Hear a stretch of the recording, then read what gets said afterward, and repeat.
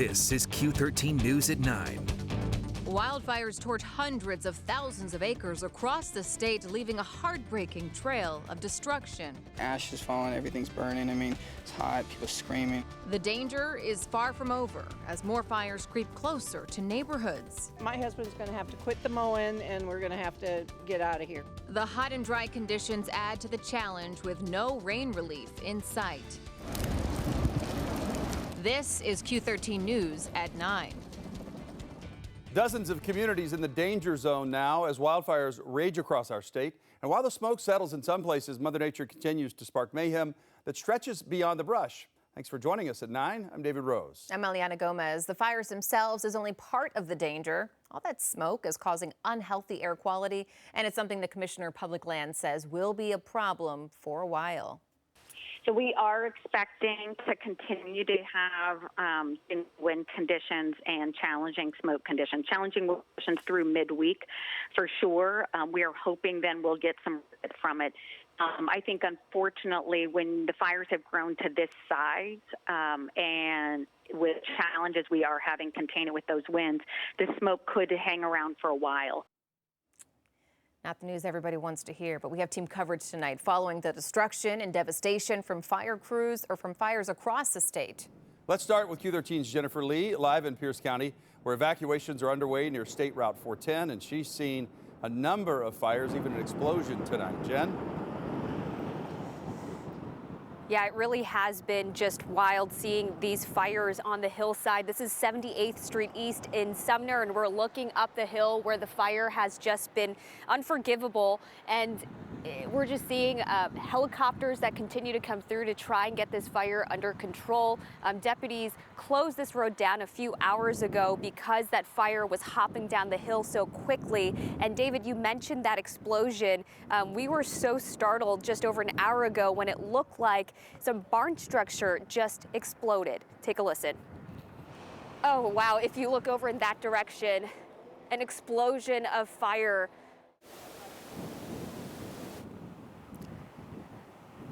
So that has definitely been the biggest flames that we have seen thus far. But I mean, this has been a very long stretch for firefighters as well as homeowners who evacuated. There is a neighborhood and development up in that direction, up the hillside. The smoke has been thick and heavy all day long. There is ash flying in the sky, and it's just an incredibly frightening sight to see this fire move across the hillside. It's an emotional day for people who live up the hill, and they were evacuated in the middle of the night. Some people tell me they got a warning around 1 in the morning, then they were told to leave around 3 in the morning. So it will be close to 24 hours here. We talked with one guy who has been dealing with all of this and his family as well. Take a listen. They got helicopter support about 1 o'clock, which was a little late, but then it started moving across and then it ended up in the housing development. I mean, we were up there right when it came into the development, so. So behind us, we continue to see these hot spots, these flames that are moving up and down the hill, and it is getting closer to the field. We know that people are being told to be ready to evacuate, pack their bags, and we're seeing neighbors out here continuing to keep watch. And mind you, people lost power last night as well. So a lot of different impacts from these fires out here in Sumner, and we're going to continue staying out here and bring you developments as we get them. Reporting live in Sumner, Jennifer Lee, Q13 News. And the Sumner Bonnie Lake School District has canceled classes again tomorrow because of a power outage. The Federal Way School District, the Ording School District, and the Puyallup School District canceled school today as well. No word yet on whether those school districts plan to resume classes tomorrow. In Thurston County, a wildfire is forcing evacuations there as well. This is near the city of Rochester, and that's where Q13's AJ Danaville continues our team coverage tonight. Road closed here behind me, preventing folks from getting back to their homes. You see the line of cars along this street. People have been unable to get back home for hours this afternoon. On the other side of that road closure, so many questions for these folks. It's a race against Mother Nature as wildfires destroy much more than just acres of land. It's just sad. It's heartbreaking. Dozens on the other side of this roadblock, forced from their homes, waiting for answers. I think at this point I'm just assuming everything's a loss. Jessica Canty heard about the fires near her home while at work, knowing her dog Freya would be trapped in her house. Crews able to rescue the pup and reunite her with Canty. You're okay. Back together. So many questions remain. Canty and many others have animals still on the other side of the roadblock, in danger. But this community works together. A line of trucks make their way past the roadblock in an effort to save animals. Meanwhile, families work to make the best of the situation. The deluxe are the best. Lorraine Carey and her nephew Ryder keep their mind off of the day with a quick dinner. It was really bad. It was shooting flames like way, way up. They're safe now and together, but like so many, they're not sure what they will drive back to when the roadblock opens. I don't know. It's scary when you don't know if your house is okay. Getting a chance to speak to some of the folks who have gone on the other side of the roadblock, people who live on that side, telling me they have not gotten answers for when they will be able to return home for good. Reporting here in Thurston County, I'm AJ Janavel for Q13 News. And this just in from Graham Fire and Rescue, who say several hotspots remain active tonight. Firefighters will work through the night to ensure that that fire doesn't jump the containment line. They say it's not contained yet, but it is under control. Meanwhile, families in that community are left with practically nothing to call their own after a destructive brush fire destroyed a neighborhood. 6 homes and 3 outbuildings in Graham are now burned to ashes and rubble. Firefighters say high winds knocked down several power lines that caused a loud explosion and sparked fires on the dry grass. The high winds quickly pushed the flames out of control. Crews tell us once they got to the area, it was already too late for several homes. One family lost 2 outbuildings in the brush fire.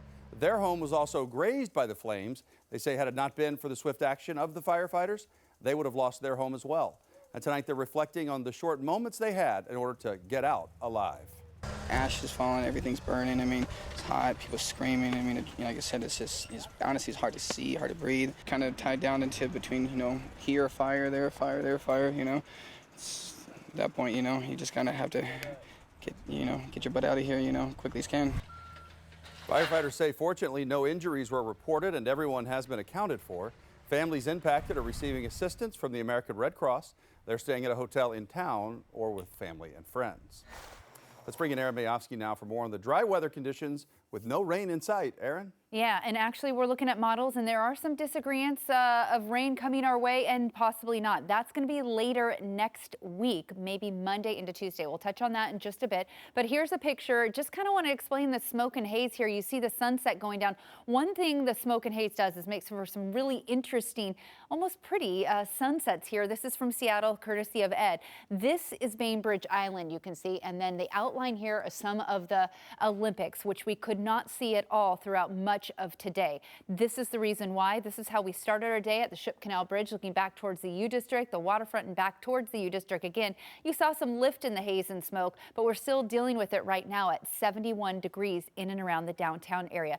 The good news is some winds have started to relax just a bit. We're seeing them out of the east and out of the north as well, and continued overnight. We should see relative humidities drop or move up, I should say, over in eastern Washington to about 34 to 38%, but still the winds out of the east at times. We could see some gusting up on the tippy tops of some of those hills there, 15 to 20 miles an hour. Some of the winds coming from the north, some coming from the east. So we do have an array of situation here with our critical fire danger. We're going to keep that up till Thursday at 11 p.m. Because of the fires and the smoke and the haze, we'll see poor conditions at unhealthy levels for some of us in western Washington through just about tomorrow. We'll start to lift that by Wednesday into Thursday.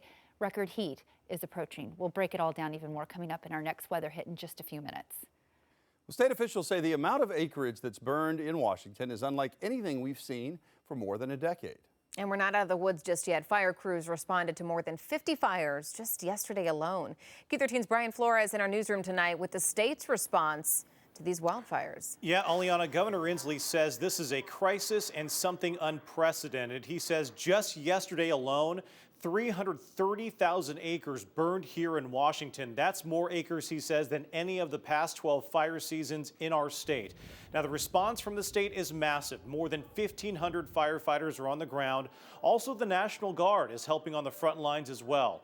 A total of 16 helicopters and about 14 firefighting aircraft are helping from the skies. And we've learned that the winds and the bad visibility crippled the state aerial response to these fires yesterday, but they were able to get those aircraft in the skies today. They also say 58 fires were started yesterday, but because of the hard work from these firefighters, many of these fires that started off were quickly extinguished. But the reality is that there are about a dozen large fires in our state currently burning, and Governor Inslee hopes people heed evacuation warnings. These fires are extraordinary. They are doing things we've never seen before as to how fast they spread. So I hope you will give priority to your life and your loved ones and follow these evacuation orders. About 100,000 people are without power across the state as a result of high winds and these fires. Currently, the largest fire is the Pearl Hill Cold Springs fire just south of Omak. Now, officials with the Department of Natural Resources say this fire has burned more than 280,000 acres and is 60 miles in length. But as we've seen, there are fires here in western Washington as well, about 24 fires, according to the governor. He says these next few days will be crucial in getting the upper hand. We think almost all of these fires were human-caused in some dimension.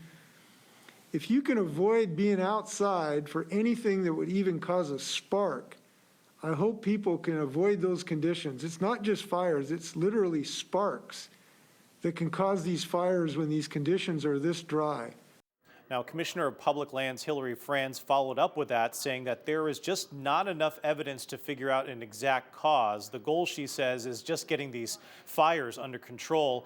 And the weather, as we've been talking about, is going to play a key role in that. A silver lining, though, in all these fires, guys, is that there are no reports of any injuries or fatalities. David, back over to you. That is good news, Brian, so far.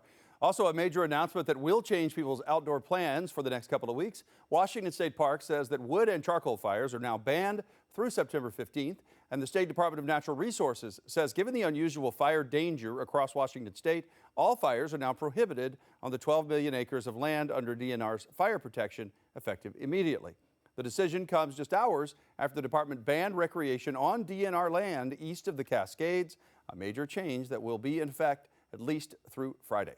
And a reminder that you can download our Q13 News app where you can see air quality alerts, watch our news live, you can get the current wildfire conditions and get notified of any road closures impacting your travel plans. It's free to download in the App Store. Just be sure to turn on the notifications. The day after Labor Day marks the unofficial start for many schools to resume. Next, a look at how schools are grappling with the question of whether to hold classes virtually or in person. Plus, we continue to track raging wildfires across our state tonight. The devastation in one small town after a fire wiped out almost all of it. And later, many of us are eager to cheer on Seattle's newest sports team, but the pandemic is creating a challenge for fans. How the Seattle Kraken is leading the charge when it comes to fan safety.